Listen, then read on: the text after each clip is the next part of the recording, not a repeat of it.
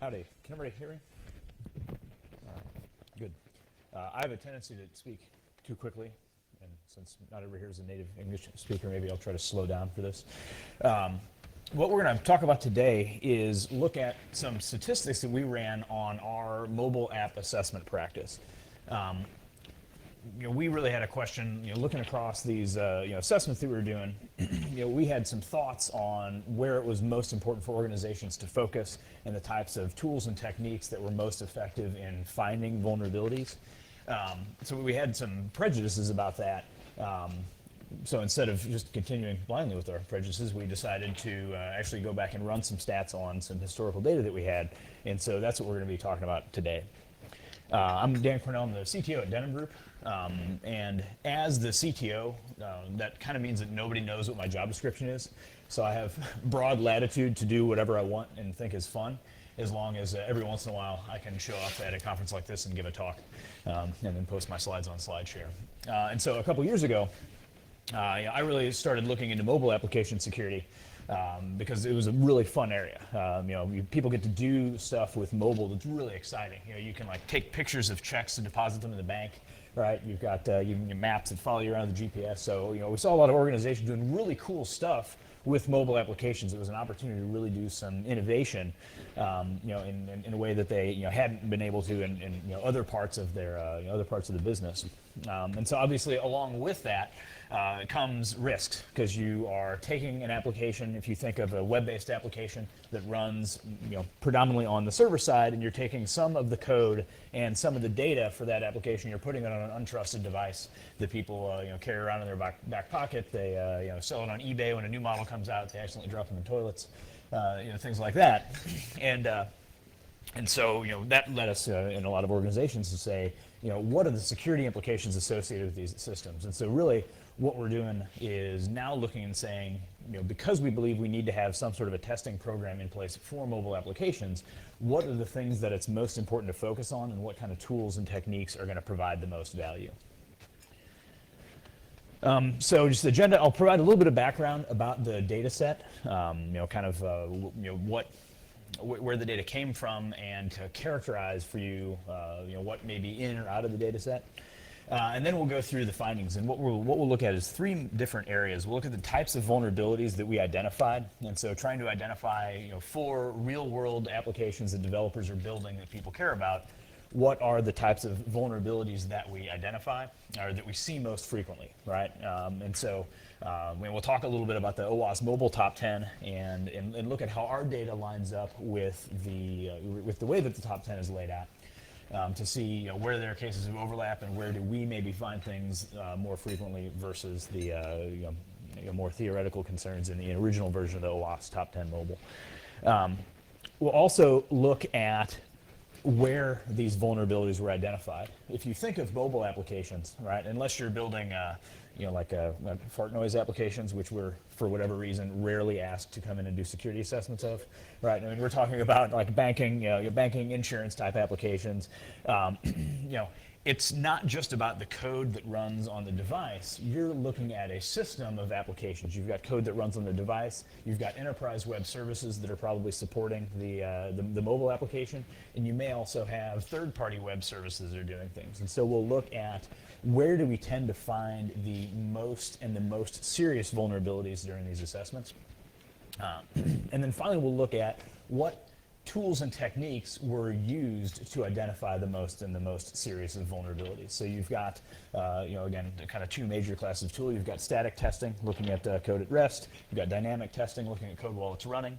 And you can also do those both with automated tools as well as manually. And so we'll look at the kind of blend of the vulnerabilities that came out of both these automated activities as manual activities, static activities, and dynamic activities. So the data, this data set comes from 61 assessments, spanning across 20 applications. We've actually got some newer data that I really wanted to include for these slides, and I had a little bit of an IT incident that I will be cleaning up. So the data still exists. I just need to restore it from a backup, and we will have new stats. But this basically looks at a set of 957 vulnerabilities, so just under 1,000 vulnerabilities that were identified across these various assessments. What we found is, again, the worst assessment was one where we found an application that had 3 criticals, but all of the assessments had at least one vulnerability. So, much as with web application testing, anybody here, web app pen testers and pen testers, you always find something, right? There's finding the vulnerabilities for most organizations or most pen testing teams is not the problem. It's convincing someone on the other end to actually fix vulnerabilities. But that's a whole different discussion. I got a whole slide deck on that, but that's not what we're looking at today. And so I'll talk a little bit about our view of the mobile application threat model, which probably applies to most all of the applications that we're looking at here. Obviously, you can have situations where you have a more complicated threat model or a simpler threat model, but most mobile applications tend to, from a template standpoint, look like the one we'll talk about in a second. And we'll talk a little bit about our assessment methodology. And again, this is data from a subset of the assessments that we've done, but these are assessments where there was both dynamic testing as well as static testing, as well as a manual component and an automated component, and where we looked at both the code on the device as well as the supporting web services. And so, we've got other data that we had, but to normalize this, we're looking at kind of that population of assessments. So a pretty comprehensive look at the security of a mobile application system. So the mobile application threat model that we see the most is, you've got your application is running, or a portion of your application is running on the device. And so you've got code running on the device that's doing stuff, right? You've also got data living on that device. And again, one of the reasons that mobile security is so interesting is because this threat model is complicated. Because if you think about this device, you've got these mobile systems where it's running on a piece of hardware that you probably don't control. That you can try through mobile device management and stuff like that to control those in your IT environment. But if you look, the vast majority of these applications are customer-facing applications, right? And so you don't, if you're a bank, you can't say, well, hey, customer, before we'll let you deposit checks online, you need to register your mobile device with our mobile device management system and use our container.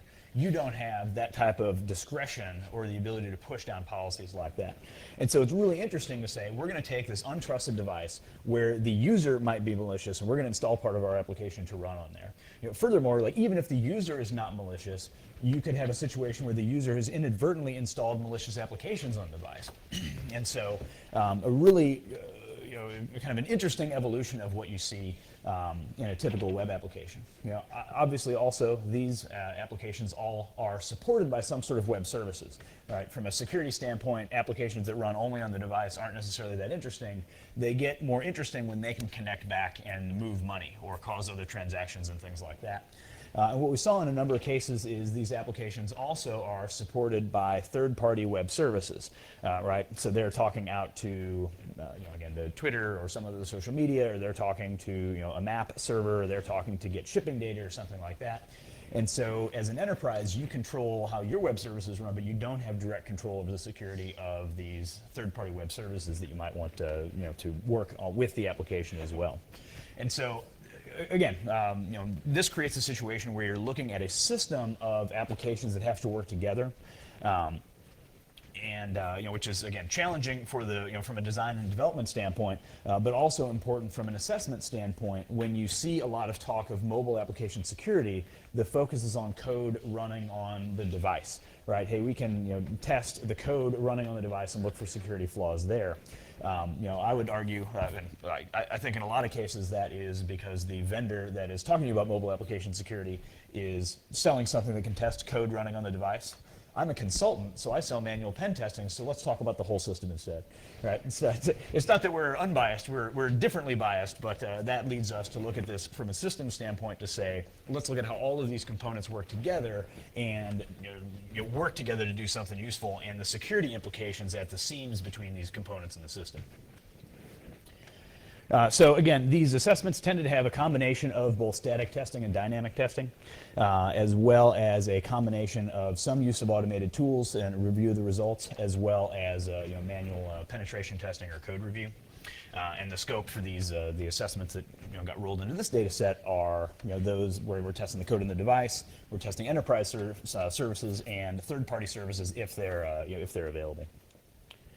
From a severity standpoint, we used DREAD for this data set. Anybody here still like DREAD? All right, good. Couple of CVSS? Anybody? All right. It's good. And so the important thing, though, is that we had a structured way of looking at this data where you look at the damage potential, reproducibility, exploitability, affected users, and discoverability. And as we'll see, these, like a couple of those knobs or a couple of those dimensions start to matter when you look at the severity of the vulnerabilities that were identified, especially when you look at things like affected users. And we'll talk more about that. So again, just pretty standard. These get ranked, average it up, and then criticals are the ones from here to here, so on and so forth. We also normalized all of our vulnerability type data back to CWE. I think the quote from I think it was Winston Churchill said, "Democracy is the worst form of government except for all the other ones." Right? Like so, CWE is frustrating. It may be the world's worst vulnerability taxonomy except for all of the other ones. And so, I actually grown to like CWE. Through use on this and some other stuff, but that's from a vulnerability type standpoint, that's what we normalized everything back to from the different tools that were used as well as a manual testing. Yes. What's the basic difference between CWE and CVE? Common vulnerability enumeration and common weakness enumeration. Great question. Yeah. So the difference between CW or the common weakness enumeration and the CV or common vulnerability enumeration, CVEs are examples of known vulnerabilities in specific pieces of software, whereas the CWE is a description of a type of weakness in software. And so it's kind of the difference between SQL injection on the CWE side and SQL injection in this bulletin board application version 2.2.3, which would get assigned a specific CV. So basically we have to map with CVE or CWE. The defect has to be mapped with CVE, right? A defect would typically be mapped to a CWE for the type of the vulnerability, and if you went to MITRE and said, we want to register a specific known vulnerability for this specific piece of software in this configuration, then it would be assigned a CVE. Sometimes we get a zero-day attack for any new software. So in that case, we'll have to map it with CVE. I would imagine you would first characterize the problem via CWE, and if it was in a known piece of software that other organizations would be deploying, then it would go, then it would be appropriate to get a CVE assigned for that particular specific bug. Excellent. So, why do we use CW or CWE? Again, we wanted to be able to speak. All the different tools have kind of their own spin on how they name things, and CWE is pretty exhaustive. It's a little bit sprawling at times, but it's a pretty well adopted standard in the space versus any vendor-specific functionality. A lot of vendors have mappings from their tools into that space, and so it ended up being a pretty clear choice for the type of data that we look at. So as I said, this is a subset of the assessment we've done to characterize, like if you think of the type of applications that these tend to be customer-facing applications, not internal user-facing applications, and really centered in the finance and insurance space. Again, not a lot of people are coming to us to do exhaustive security reviews of Angry Birds, part whatever, which is unfortunate because I have a feeling our folks would really enjoy that. I'm working. This is all work. And these are primarily iOS and Android applications with a little bit of WAP Windows Phone 7 and BlackBerry and stuff thrown in there. So if we look at the types of vulnerabilities we found, and I want to look at, for all the data points that we talk about, I first want to look at the overall vulnerability count, looking at all the vulnerabilities we found. But then what I think is a little more interesting is to drill into, or limiting it specifically to the criticals and highs that we identified. Just because, how many people actually read to the bottom of the pen test report, right? We're like the low, the informational stuff, right? Nobody actually gets there, and I think that that's a challenge that we see in a lot of vulnerability statistics that get reported. Is we talk about like, oh well, there's 3,000 vulnerabilities identified and whatever, and it's like, okay, well, that's a big number. All right, but what does that number really mean? And how serious are those? And so again, you see, well, open source code has X number of flaws per whatever. It's like, well, how many of those flaws do we actually care about, right? And how is that software deployed? And so I don't think it's perfect, but I do think kind of tightening the view to look at only the criticals and highs provides the type of information that that is most useful to organizations that are trying to economize their budget from an assessment standpoint, from a level of effort standpoint, to say, here's what we actually have time to do. So again, we'll look at the overall prevalence and then look, drill in more specifically. So if you look at the most common CWEs overall, we see a lot of information leakage, through log files, through information exposures. We see situations where we had clear text vulnerabilities, clear text transmission of sensitive data. And all these slides are all going to be online and stuff. So, improper input validation, external control of a system or configuration setting. But when we drill in and look at the criticals and highs, what we see are SQL injection problems. Typically on the server side are a problem in mobile applications, just like others. We see some information leakage situations, but we also then start to see things like access control bypass looking at traffic going to the server side, as well as other access control issues. The middle ones there are almost all access control and user management things. And so if we look at the OWASP top 10 mobile, is anybody here from the OWASP mobile top 10 project? Anybody? I thought there was one. Okay, excellent. Good. And so, for folks who may not be familiar with that, there's the OWASP top 10 web risks, which is SQL injection, cross-site scripting, looking at web applications. The OWASP mobile top 10 is basically the same list, but looked at, focused in on these mobile application systems. And so, again, is a great tool to get developers some basic information about mobile application security. That is a great starting point for a lot of folks.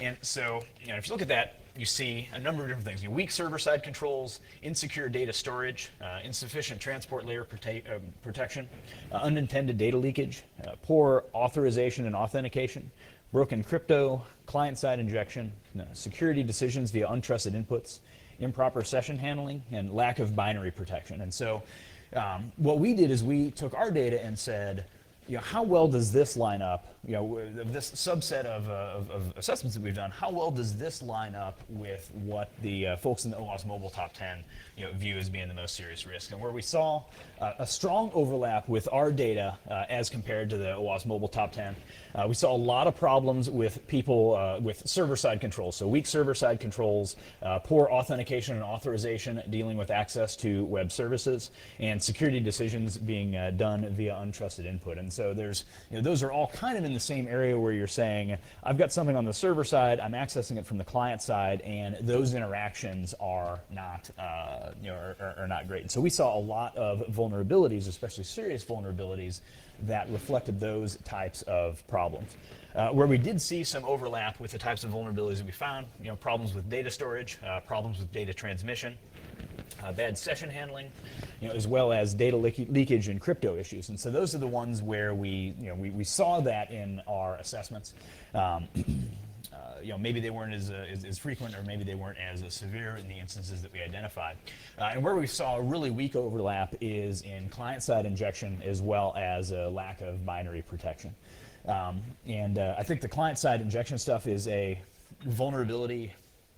Like, it makes sense, things like SQL injection on the client side, to SQL inject a local SQLite database. Like, yes, you can do it, but what is that for an attacker? What does that really get you, right? If we also take the philosophy, when we look at these assessments, when we look at the architecture of mobile systems, is you can't trust anything on the device. You shouldn't store anything sensitive on the device, and so.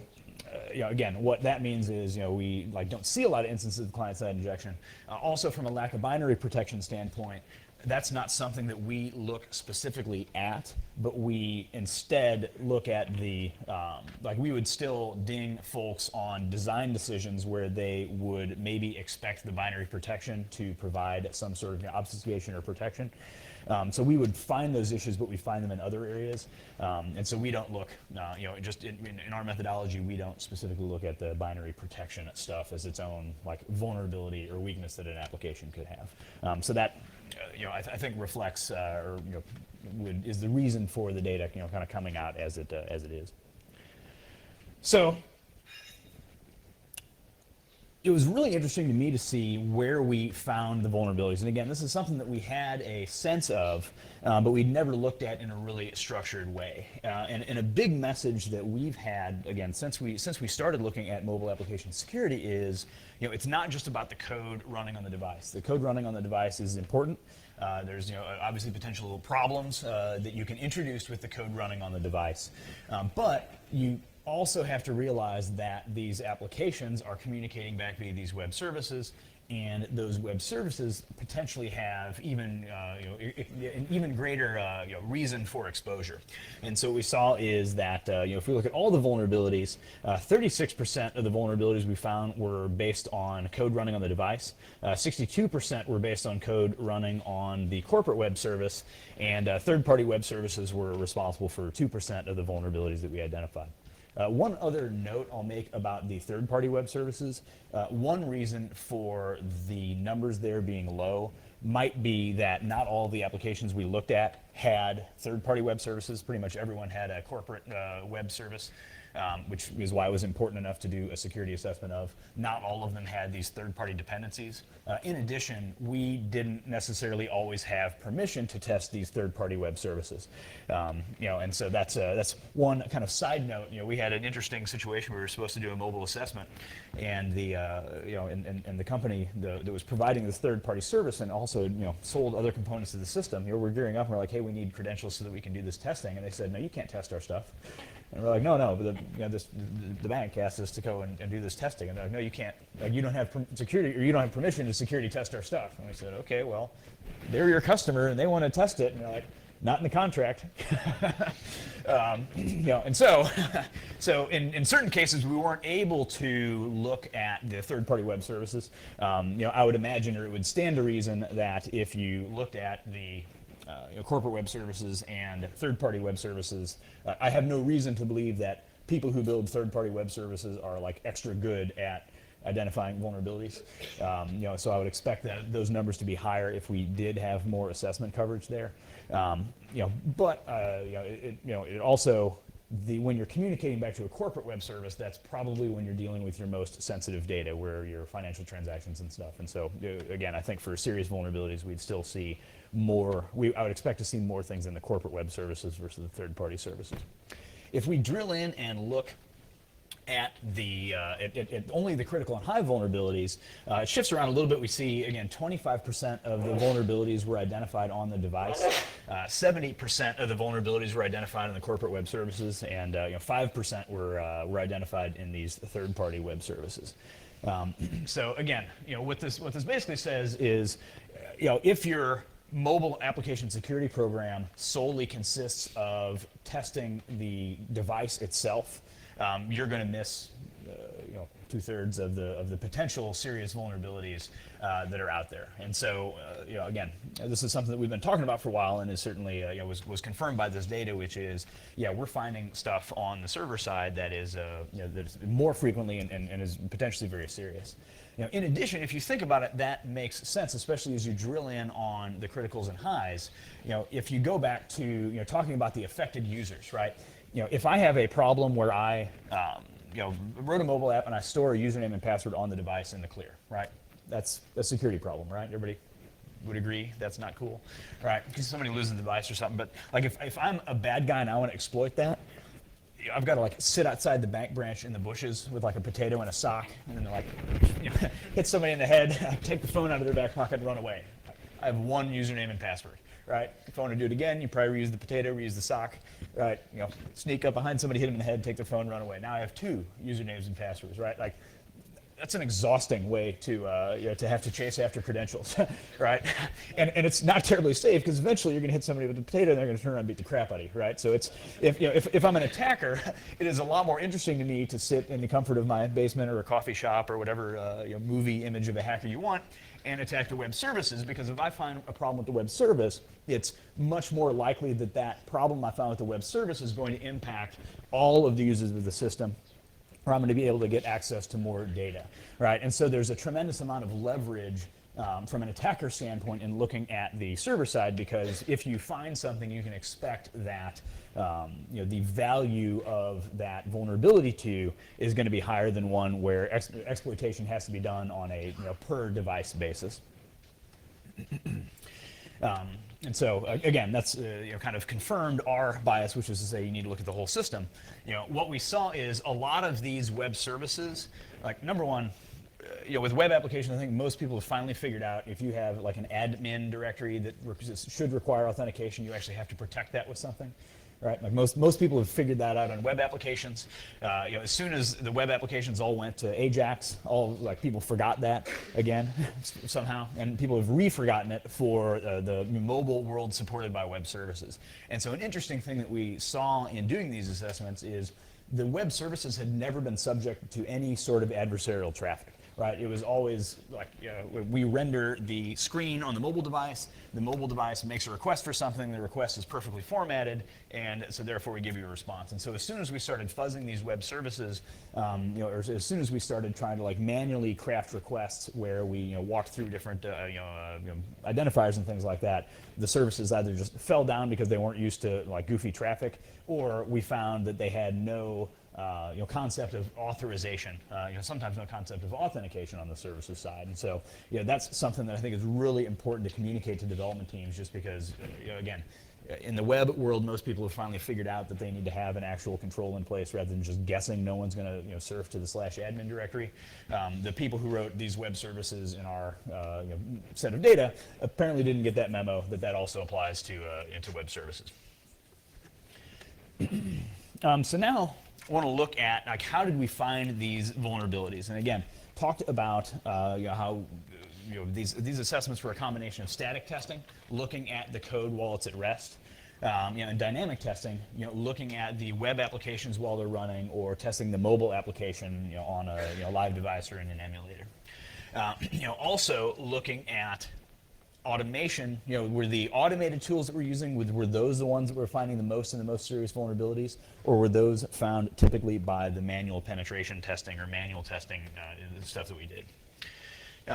And so what we saw was in the static space, the static tools or static testing method was able to identify a lot of vulnerabilities, but a lot of those tended to be the lower risk vulnerabilities. And so we found, we found a lot of critical stuff with static testing, but there was also a lot of other stuff that it found that are the vulnerabilities that are I guess important to identify, or you have to identify them, but that are not necessarily the ones that are going to be a priority for remediation. In the dynamic space, again, we saw more low-risk things be identified in the dynamic space, but to a lesser degree. And so we look here, again, just looking at the percentages, what we see in the static space, from a raw vulnerability count, 93% of the things were identified doing static testing, and were low, 66% in the dynamic space. If we go and look at the critical and high-risk vulnerabilities, yep. Maybe you said already, but by dynamic analysis, is that automated or is it manual? It's any testing of the system while it's running is dynamic, and then we would split that into automated dynamic analysis or manual dynamic analysis. Manual dynamic analysis would be more like pen testing. So yeah, or like forensic testing running, by using the device and looking at logs and artifacts and stuff like that. But it's hands-on, like doing stuff testing.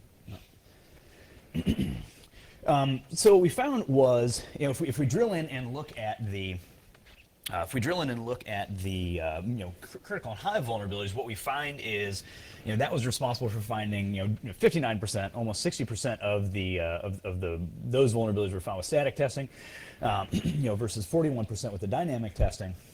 But an important thing to remember is that from a raw vulnerability count, we also, in addition to identifying the really serious stuff, it also identified a whole lot of stuff that is not necessarily as important. And so, as we'll talk about, when you're deploying static analysis, you've got to be very attentive to how you tune and use the rules so that you can get the maximum benefit from the tool, which is identifying these like very serious vulnerabilities. With the flip side being that you have respect for your analyst's time, so that they're not bound up, looking at things that ultimately might not be the more important stuff. If we look at automated versus manual. Again, what we found is the automated testing, identifies a lot of low-risk stuff, but a lot of the high-risk stuff. Whereas you see, a little bit different setup, where the manual testing identified a number of critical and high vulnerabilities and had less, kind of noise associated with that. And so if we drill in here and look, again, we found more. This is actually a little interesting from a vulnerability count standpoint. Again, we would expect to find more with automation, where it's kind of chewing through large code bases, and if you have rules that are like low-grade vulnerabilities, you would expect potentially a bunch of those to be kicked up. What we found was automation still had an edge from a percentage of the serious vulnerabilities that we identified. What is it? It's 58%. With the manual testing finding 42%. And then if we drill in there and look at overall, maybe more useful to look here, what we saw was for the serious vulnerabilities, manual dynamic testing was very effective in identifying serious vulnerabilities, and automated static testing was the best at finding. There we go. Manual dynamic testing was the best at identifying, or identified a serious number of vulnerabilities. Automated static testing with not that much, with really not that much of the serious vulnerabilities being identified by manual code review, and none being found by automated dynamic analysis. And we'll talk a little bit about that in a second. So if you look at this data, like there's not a I wish I had like one brilliant thing to tell you, and everybody can put it on Twitter and just be like, "Yeah, Dan Cornell, he really figured out mobile assessment." Because the challenge is what we found was, like, each of these techniques, both static and dynamic, both manual and automated, had value, and you had to, and you found serious vulnerabilities in the various components of the system. And so I unfortunately don't have like a silver bullet to say like, "Hey, guess what? Just ignore code running on the mobile device, because like you're never going to have any serious problems with it." We did identify, again, 25% of the time, or 25% of the serious vulnerabilities were on the device. Similarly, from a tooling standpoint, like you really need to use a combination of tools to identify these types of vulnerabilities. But what you can also see is that there's certain things that are more effective than others. Like looking at this, I might say, you know what? We were able to identify almost everything that we needed. From a serious vulnerability standpoint, manual code review didn't really pay a lot of dividends across this. We didn't find a lot of serious stuff. The manual pen testing did in this case. And so, if you've got to take something, if you're looking at your level of effort budget for your internal team or an external team or something, you may say, well, hey, what if we back off this activity? What is that going to save me? And is that going to be, am I going to be able to live with an acceptable amount of risk for having not received that coverage? I'm not here to tell you one way or the other to do that, but that is, based on this data, if you've got to economize, that may be a decision that you'd make. One thing I'll also say is the reason that we didn't see a lot of automated dynamic testing results, any results out of that from a serious vulnerability standpoint, the testing tools for testing web services I don't think are nearly as effective as the ones for testing web applications. And that's kind of an opinion that I have that is loosely based on numbers now, so that's nice. And what we don't see a lot of automated dynamic testing for code running on mobile devices, right? To fuzz mobile devices and stuff like that. We've played around with doing some things like that, but again, what we found out was if I can fuzz an application and find a SQL injection, do I really care about a local SQL injection in a mobile application? I mean, we're coming from the assumption that the device is owned and you have to design the application such that if it's separated from the user, that the user is not going to be exposed unnecessarily to risk. And so we've kind of already made the decision to say that from a design recommendation standpoint, we've already made that decision. So that makes local fuzzing for a lot of types of applications not necessarily that interesting. And it's not to say if you've got an application that's receiving arbitrary documents, that you want to be concerned about buffer overflows and things like that. But again, looking at these line of business these line of business mobile applications that are user facing, for a lot of use cases, that's not, maybe that's not as important. We'll jump over this real quick because that just starts fights. That's which one had more problems, iOS or Android? Yeah, and I actually don't think that data is super useful, which is why it's in the slides, but we skip over it. And another interesting thing that just to mention, we include in our assessments a section called other observations that are not identified vulnerabilities, but that talk about things that we saw that were maybe not in line with best practices, maybe reflect a weakness or potential for vulnerabilities to be introduced as the code evolves. And in this case, we had the set of data that we had was almost 2,000 other observations that we identified during the course of these assessments. And so we had 1,000 vulnerabilities and 2,000 other observations, and they were almost exclusively identified as static analysis results on the device. And so again, and I'm certainly not saying anything negative about static analysis, other than that when you roll out a program, in our case, because we're doing third-party assessments, we've got to look at all that data and sort through it, right? I mean, that's just from a contractual whatever standpoint we had to do that. But if you're crafting internal programs, it's important to tune the rule set so that you're looking for the stuff that you consider to be the most serious and the most interesting. And so that's one recommendation that we had coming out of this. So what to test? Mobile apps are not standalone. They're systems of applications, and serious vulnerabilities can and do exist in any of these system components. And from a testing standpoint, mobile applications do benefit from testing, from automation, specifically in the static analysis area, based on what we found. But you also need to do dynamic testing, and that's typically going to be that's going to be where a lot of the manual time spent goes into. So you can plan your mobile app strategy with that in mind, and really think about the value that you're getting from different testing activities. Did anybody here in this room have more time and more budget and more people than they need to do their job? Yeah, exactly. So that forces folks, forces organizations, forces folks to make some tough decisions sometime. And again, our hope is that by looking at the effectiveness of different techniques and identifying what are the most serious vulnerabilities, that will provide at least a quantitative basis to say, hey, I've got half the budget that I want. Here are the areas where I'm going to peel things back in order to be able to live within my budget. The next steps, we're actually working with the mobile folks. They're collecting data from us and from a bunch of other folks, looking at the prevalence data for different types of vulnerabilities. So I'm excited about that, to see the mobile top 10, kind of evolve based on the types of things that we're seeing as well as the stuff that other folks are seeing. This is something where we've got an ongoing, as soon as I restore it, we will have an ongoing database. And so this is something that I'd like to keep reporting on, just to see how this evolves over time. Any questions? Yeah, would you please go back to that slide with the Android versus iOS? Yeah. There we go. Yeah, so iOS had 6.5 vulnerabilities per assessment versus WAP, that had only 3. So you heard it here first. WAP is twice as secure as iOS, right? That's why. Now everybody takes a picture of that slide. Yes? I have a question. So we talked about a lot of logging issues. We talked about mobile storage. application. So are we also considering the permissions which are enabled?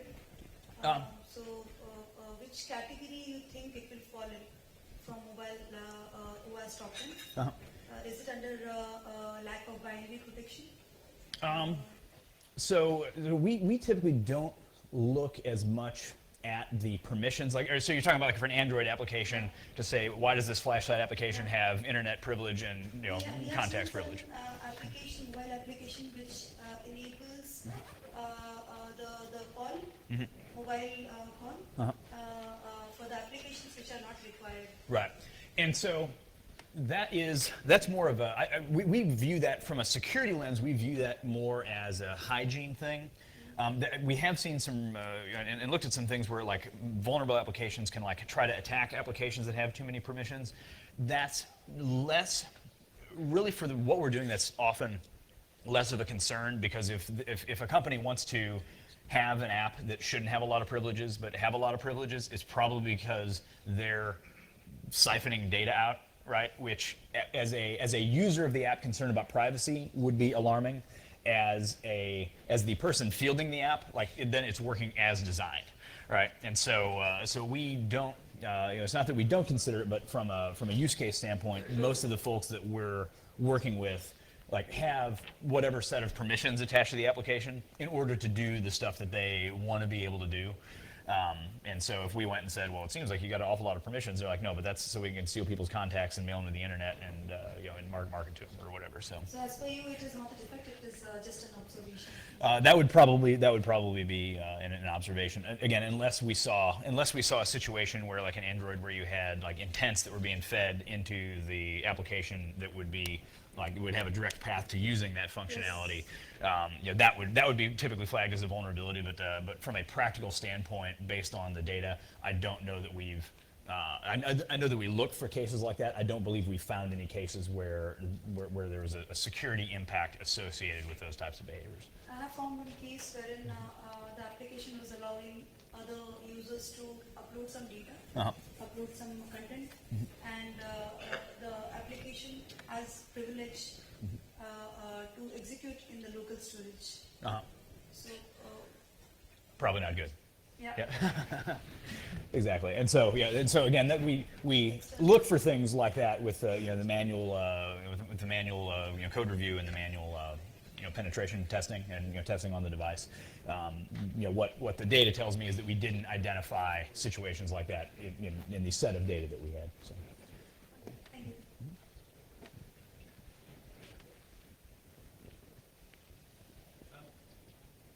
Do you get a feeling how much of your funding is just actually student business logic as opposed to that accounts? How sort of if it is a separation between the two, do you find you to capture it in your study?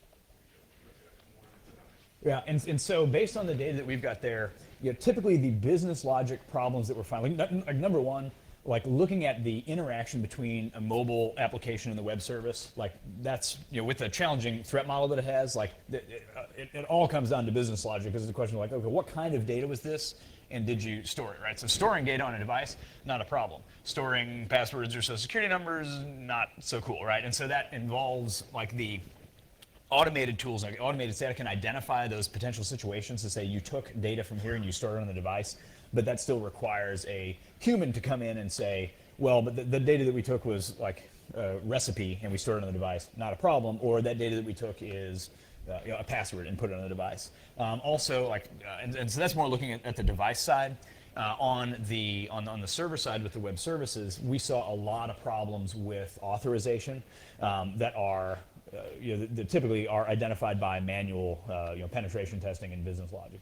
The automated tools aren't really good, in my experience, at understanding this user should be able to see this but not see this. That's the type of stuff that gets tested for and identified by humans.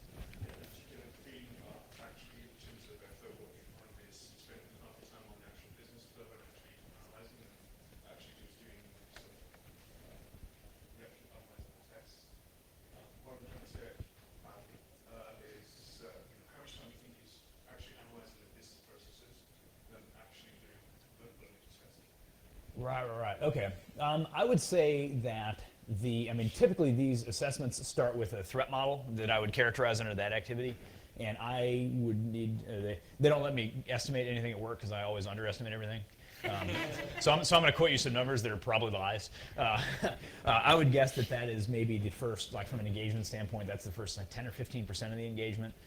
Is doing kind of a sketched out threat model to understand, like, okay, what does this do and what is this, like, and you guys care about this, is this regulatory, whatever, within, then followed by the, automation runs, filtering the automated results and then going in and doing the manual testing, so, yeah.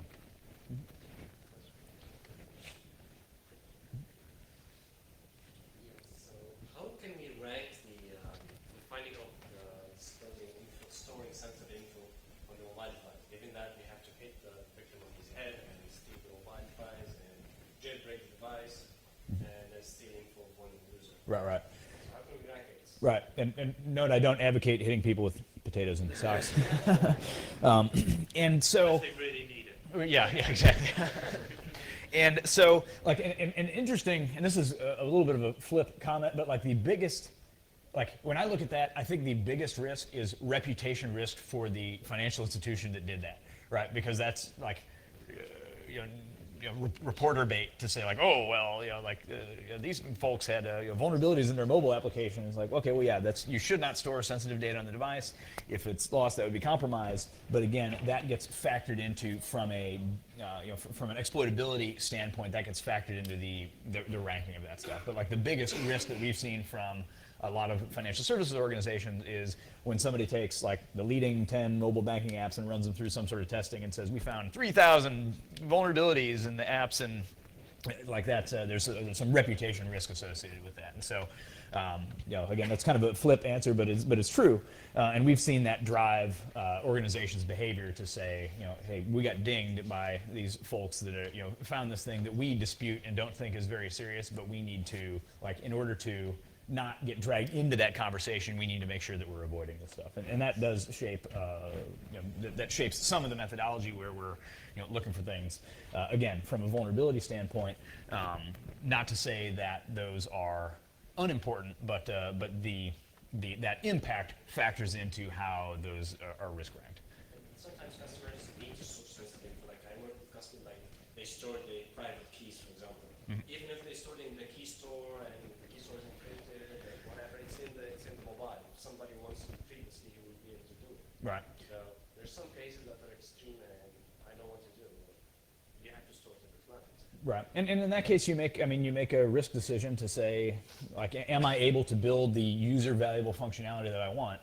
Or what risk do I have to take associated with that, and how do I mitigate that risk? And so if you're saying, well, okay, I've got to store something sensitive, like I really need it on the device because I can't expect to be able to go and get it from the network.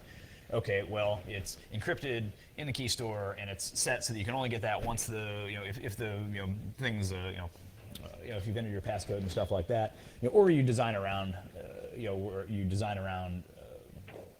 from like we see a lot of use with like authentication schemes where it's, okay, well, you enter your password and that gives you an ability to use the site for a while. With a shorter PIN code, you can use the application to do less serious things, and so it kind of causes some contortions, but making a decision to say, this is the experience we need to provide to users and the capabilities we need to offer to users, and in cases where we're forced to make what like a security purist would not agree with a certain decision, you've got to make a decision to say we're gonna do this or we're not, and we're going to put in these things to mitigate the potential exploitability or the impact of that. I had a funny conversation with a customer where they were saying, well, we should only use BlackBerry because BlackBerry has blah, blah, blah, blah, blah security feature, and I said, cool. What percentage of your users are on BlackBerry? He said 10%. We're actually about to decommission the app because we don't have enough users, right? And so, like at the end of the day, it's the users and providing value and innovation to users that is driving organizations to do really cool stuff with mobile, and it's security's job to make sure that they do that in the safest way possible, but they're still able to meet their mission of delighting customers and doing cool stuff. Because at the end of the day, they're going to do it, and so it's for security. It's good to be a voice in the room to say like, well, if you're gonna, can we do this instead, or if you're absolutely going to do that, then at least do these things for me.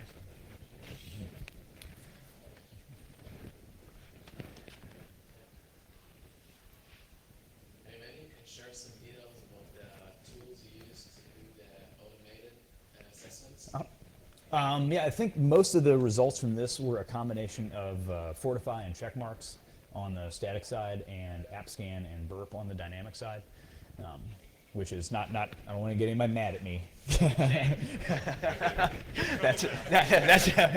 That's what that was. And probably and almost certainly Zap.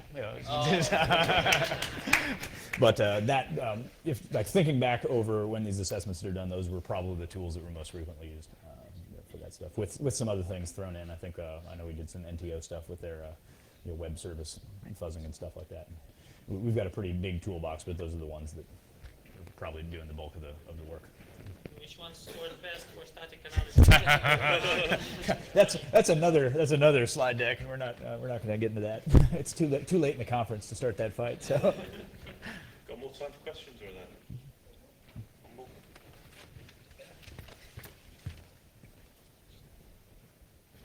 So thanks for sharing your question on it.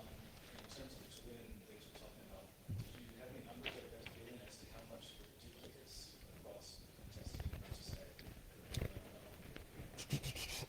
I think, yeah, I don't think that we saw a lot of duplicated results because the testing, whereas with like web application testing, I think the static tools and the dynamic tools, like for example with cross-site scripting or SQL injection, are both pretty good at finding those, through different means.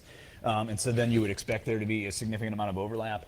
Typically what we're like, if you look at from a coverage standpoint, these tools are, there's not as much overlap from the tool set and the methodology that we would have in looking at these mobile applications, versus a web application thing where you could, have here's my static analysis tool run, here's my dynamic analysis tool run, and like how do I stitch those things together so that I don't have to go through the results twice. So in this case, I don't think there's a tremendous amount of overlap because we're using the automated static to find SQL injection to find certain usage patterns on the device, whereas we're doing manual testing to identify, hey, did this stuff that, with this stuff that got stored, is that sensitive? If I change this number, can I look at someone else's account via the web service and stuff like that? So. Thank you very much. Thank you.